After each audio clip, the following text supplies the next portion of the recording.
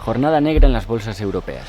La incertidumbre sobre la continuidad del gobierno de Mariano Rajoy, el desplome de la banca y la inestabilidad de Italia han teñido de rojo el parqué madrileño por quinta jornada consecutiva. El IBEX 35 retrocedía el 2,5% y salvaba por la mínima los 9.500 puntos. Las pérdidas de la semana se amplían así al 3,11%, las mensuales al 4,60% y las del año al 5,20%. En el resto del continente, las bajadas han ido del 1,26% en París al 2,65% en Milán. La banca ha sufrido descensos que no conocía desde el Brexit.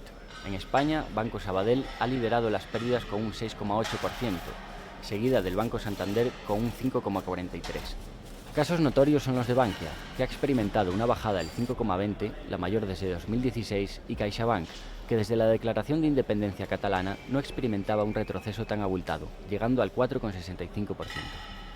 La posibilidad de unas nuevas elecciones en verano en Italia, donde los partidos euroescépticos pueden aumentar sus apoyos, genera vértigo y desconfianza en los inversores. Esta situación, sumada a la española, suscita incertidumbre y asoman recuerdos de la crisis del euro de 2014.